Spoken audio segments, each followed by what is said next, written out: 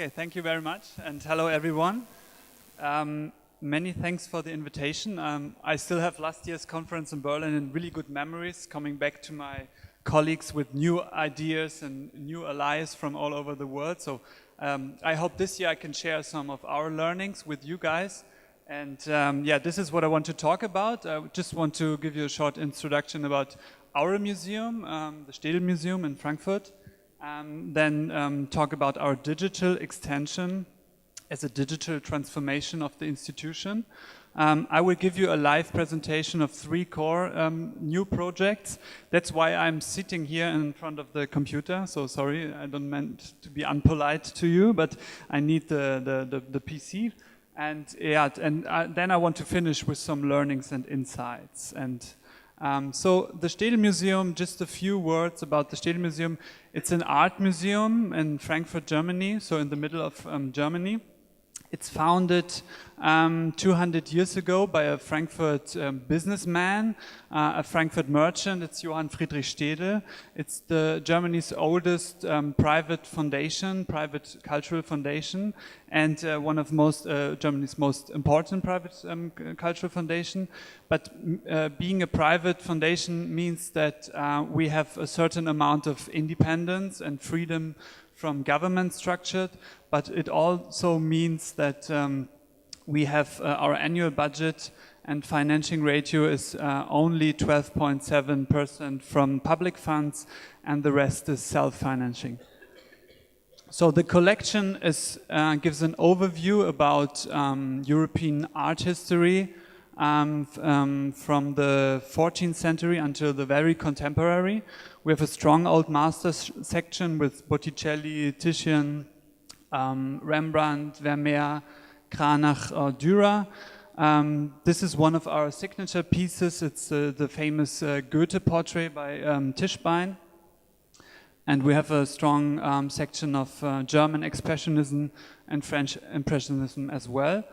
And our contemporary collection with works by Gerhard Richter to Francis Bacon. So all in all, we have 3,000 paintings, 600 sculptures, 4,000 photographs, which is a new collection for us, and 100 or more than 100,000 drawings and prints. Being like an encyclopedic museum with 700 years of art history under one roof, we have the same challenge than most of you collecting museums as well. So the history of the Städel Museum is a history of extensions. And the main building is the third building. The Städel Museum started in the private house of our founder. And this is the last extension that we did. We went underneath the Stdel garden. This is just what you see here from inside. This is the view from above. So, being this kind of encyclopedic museum always means that we have to grow. And our visitors, last year we had 650,000 visitors, which in a city with only 750,000 inhabitants is quite good, and you can say our physical capacity is nearly fully used.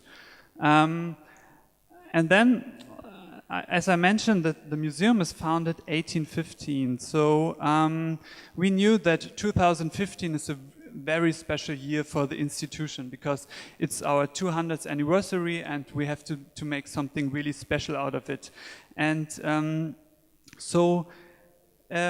we sat together and we discussed how to celebrate this special year, and pretty soon we came to that point that we don't just want to look back into the history of the institution, but we always point out that we wanted to focus the future of museum and the next 200 or let's say at least 20 years. So talking about the future, we all agreed that dealing with the increasing digitalization of society will be the biggest challenge for the museum world, and that's why we have conferences like this. And so we were pretty soon that the next extension in our history should be a digital extension. So and this is what I want to talk about. So we knew that talking about the digital extension, we discussed to really increase the power of the museum, but before, and we had thousands of ideas, and everyone had like a couple of good ideas. But we said, let's stop with the ideas first and think about the mission statement, like be strategic in a way. So we sat together and we had long and sometimes painful discussions about our do's and don'ts, and tried to set up like a strategy that really fits to the institution and really fits to our resources. And so we wrote a mission statement, and here are our main goals for the digital extension. I mean, everyone knows this picture. We are talking about selfies in the workshop as well. So this was the everyday life of the museum, I think, of all of you. This is. The first goal was, this doesn't need any further explanation. It's just reaching out new target groups. Because if we don't reach the younger generation today, we will not get them into our museums like in 10 years. But using also digital communication to reconnect with our traditional audience. So think about the selfie girls you see just before. So get into their minds and their smartphones and their friends and start a dialogue with them. So get to know and find more about their preferences and their complaints as well. So this was the second goal. The third thing is we just don't want to use it only for communication. We should not forget to use the new digital technologies for the museum core tasks. For the scientific department, for the restoration department. Here you can see this is a 3D scanner. We made it in a cooperation with the Fraunhofer Institute. It's a fully automatic way of making 3D scans from our sculpture collection, and it's really useful for our scientific departments. And the biggest driving force, in a way, for us was to really expand our educational mandate into the digital world. So keep in mind that we as a museum, we've been founded by a Frankfurt citizen in the spirit of enlightenment. So we, from the really early first years of the institution, we had a really strong educational mission. And being so it's better. So just tell me if I'm too fast or too I don't know. And we noticed that with digital projects, we could expand our radius of influence in a huge scale. So and fulfill our responsibility towards this society in a complete new dimension. So therefore, nearly all of us, the projects that I'm going to show you later on, they weren't meant to, or they should not be seen as a marketing tool to get more people inside the museum. I told you last year we had 650,000 people in the museum, and we are super fine with it. But they should, and it's also not an instrument to earn money. So our educational mission is completely free and free for everyone. For us, we can fulfill our educational mandate, and for us, the digital extension of the Städel Museum proves or demonstrates that like the place in which a museum takes place is not or cannot be longer defined by the physical boundaries of the museum. So the Citizen Museum of the 21st century, it's accessible to everyone and everywhere, and so the museum for us and in our daily work can be understood not only as a place to go and to visit, but rather as a crucial function and a responsibility towards society. And so we thought that with our digital projects we can fulfill this responsibility in the best and in the most modern way. But talking about our mission statement and our digital extension, we also defined and clearly defined the things that we do not want to do. And one thing, just a short example, I'm now virtually reconstruct the museum experience, facing a real artwork in front of you. So you will not find any initiatives going to in that way in our house, and you will not find any monitors within the gallery space. So we thought it's too less. You can do so much more with in the digital world. For example, we are showing only 1% of our collection in the real museum.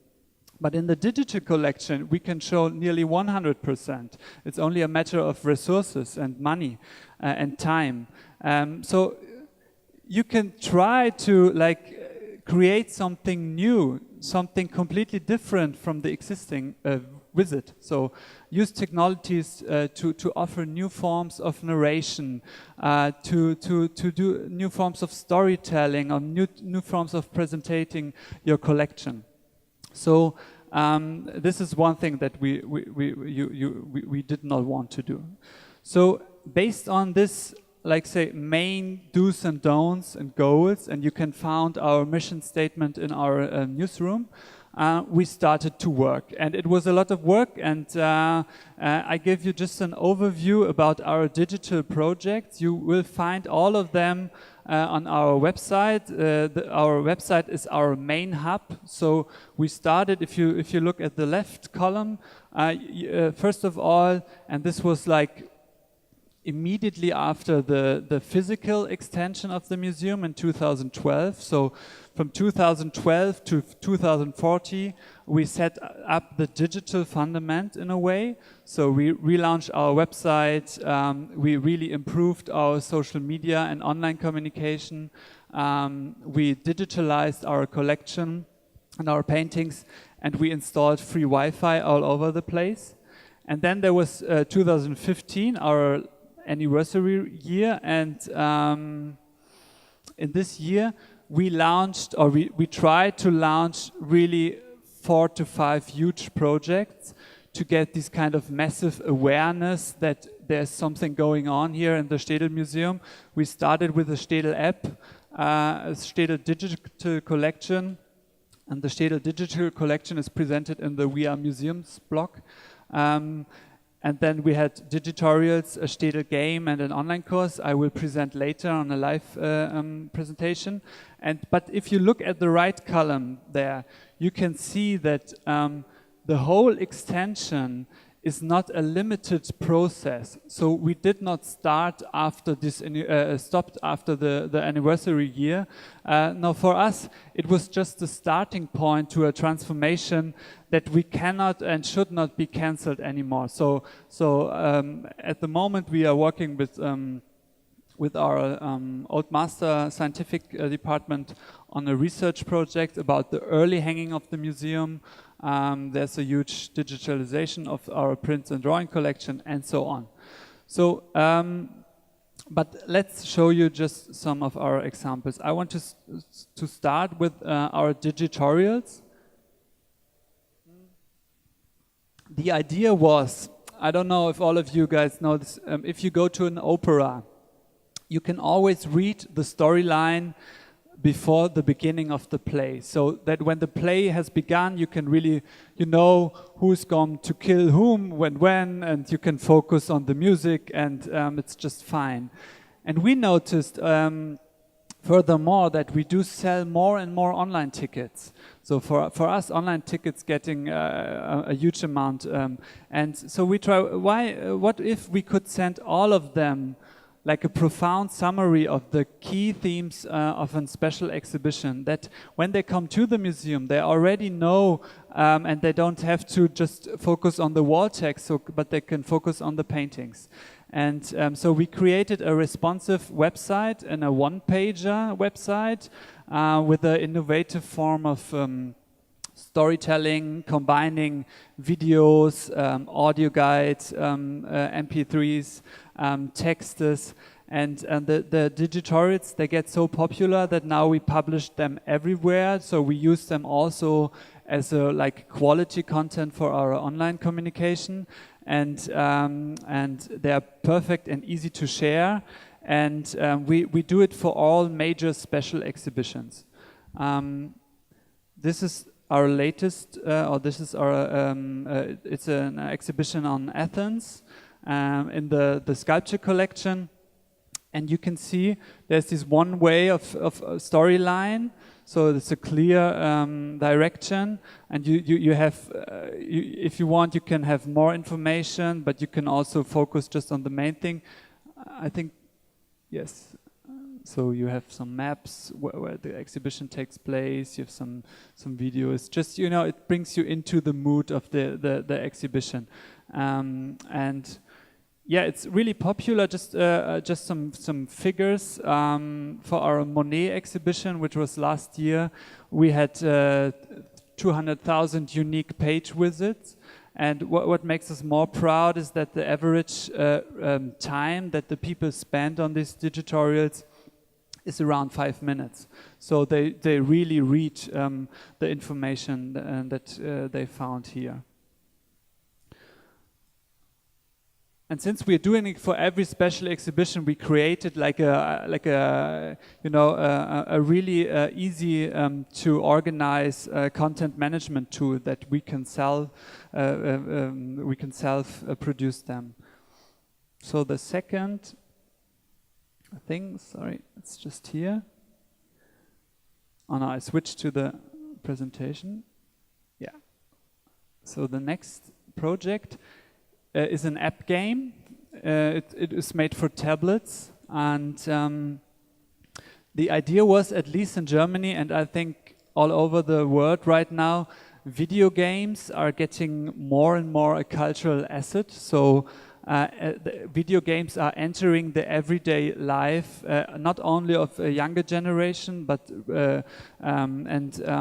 and parents, but also schools and libraries. They are desperately looking for like really quality, educative, non-commercial and ad-free games for their children. So we produced together with one of Germany's leading game developers a video game. It's a point-and-click adventure for children from 8 to 14. That was our goal, but in the end, it's mostly the parents playing it. We experienced, and yeah, for us it was a perfect outreach for a complete new target group. It's completely independent from the museum visit, so it has nothing to do with our special exhibitions anyway. But the children's emerge into artworks from the Städel collections, and they experience they solve mysteries or experience adventures there, and of course learn a lot about art, but in a very, very entertainment way. So entertainment was really our first goal. I will show you just a trailer. It's in Germany only. It's in German only, but I think you will get the idea of the game and the look.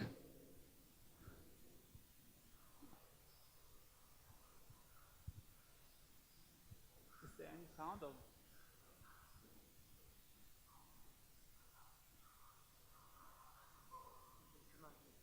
Okay. Yeah. So you know, it's just, this is your little helper, and he helps you to solve the kind of problems within the artworks, and you jump from one artwork to another, and there are artworks from all over the collection, from old master until contemporary art, and you have to find some items to solve the next level, to bring him to the next painting, or there are some mini games in it. Here you have a really easy a way of like learning an impressionist painting, or here it's about, here you see a drawing of an Ernst Ludwig Kirchner painting, and behind it was the painting as well. Yeah. video and text.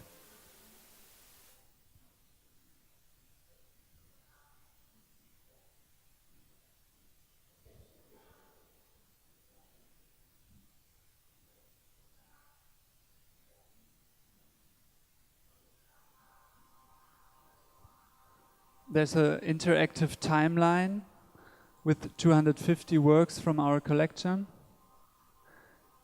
And you can choose by yourself how deep you want to dig into it. So you can make the course really fast, or you can really spend days on it.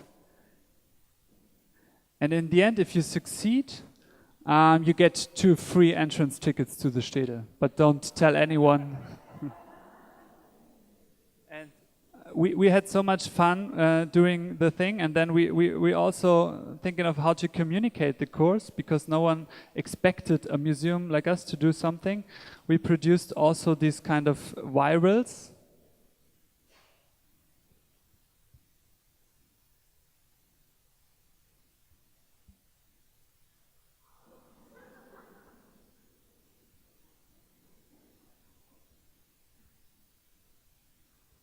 So it says, who is afraid of modern art?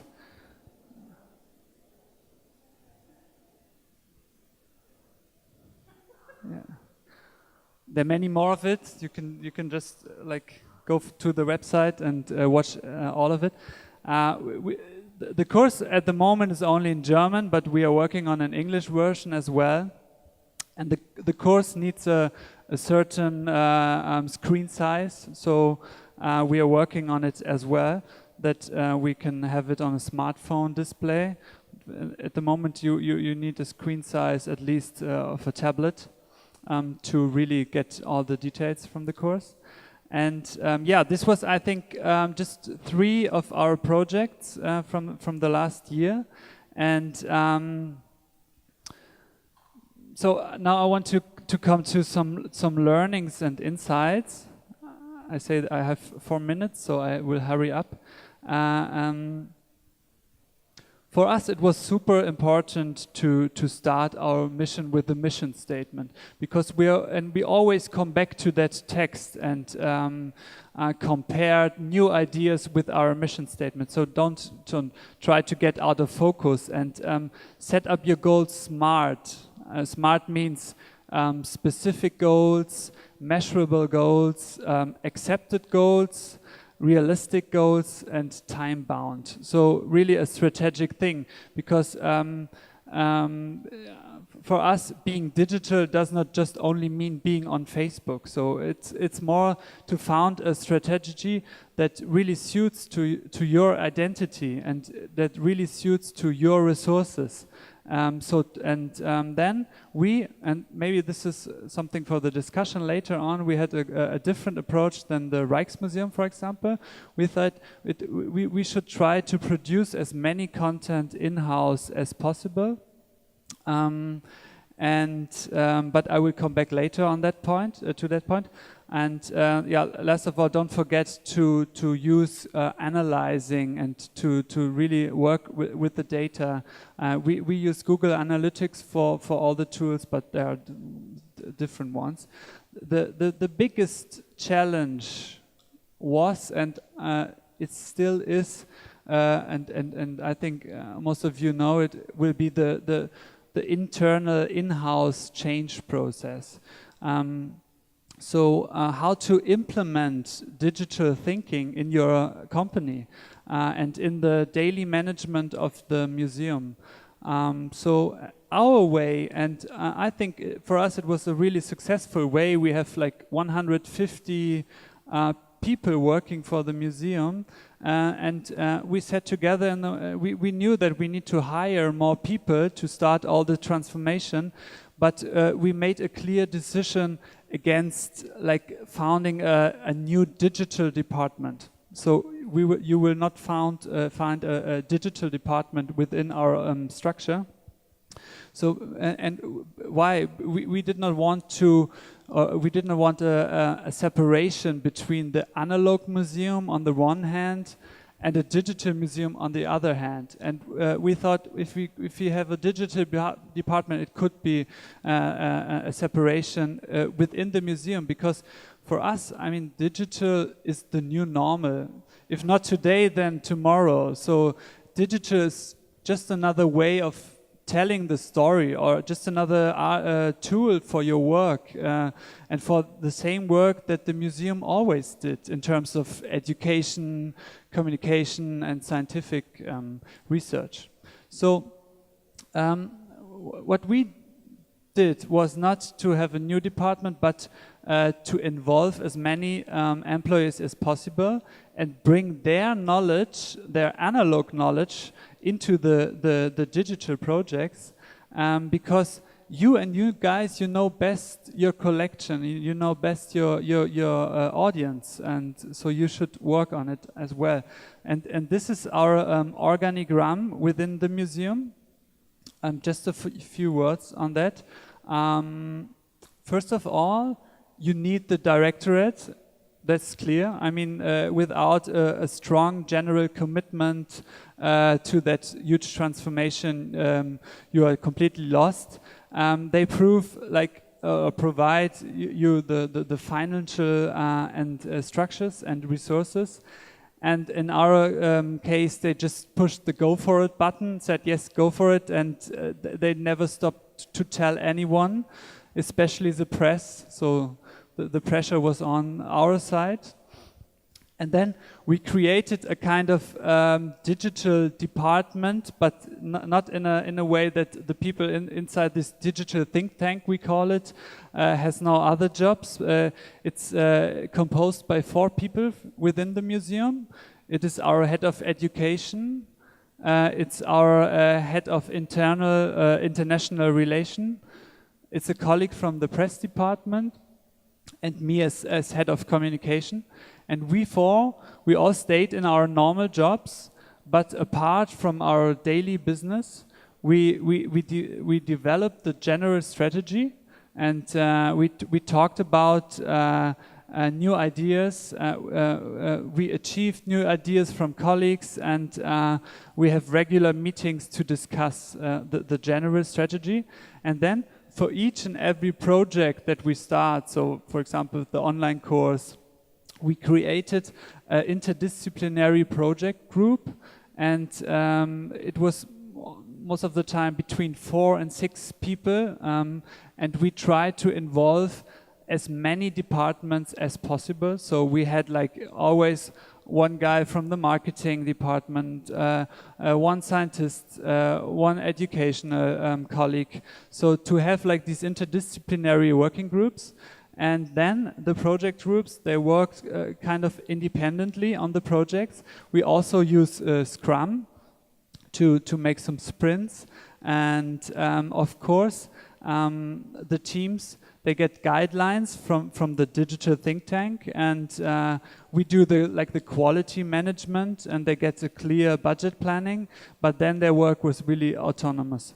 So, and by that way, we achieved to embed the possibilities of digital thinking in nearly all departments of the museum. So I don't know, I think I'm over the time? No. The last thing, just, it's a downer as well. So these are some disappointment facts. Maybe it's not the best to end, but I think it's the best to share with you guys. So don't forget that digital projects are never finished. So in the moment you launch your new app, be sure that Apple or Android is going to have the next update, which completely destroys everything again. Digital projects are more expensive in development. So we experience that a digital project has the same budget as a proper exhibition. And they require more time for processing. And they grow old fast, so there's a really rapid change of user habits. For us, in the beginning, we created, for example, the digitorials. We had a desktop-first approach, so everything was in the first time designed for a desktop version, but now the digitories they've been opened 60% via smartphones. So you can see within these like 2 years it completely changed. Yeah, and I mean the bigger thing is just take trial and error as your first principle. So out of 10 projects, I think only some of them will eventually succeed, and maybe not those you expect to, but I think those digital projects who do succeed, they will form the way into the future of your institution. Thank you.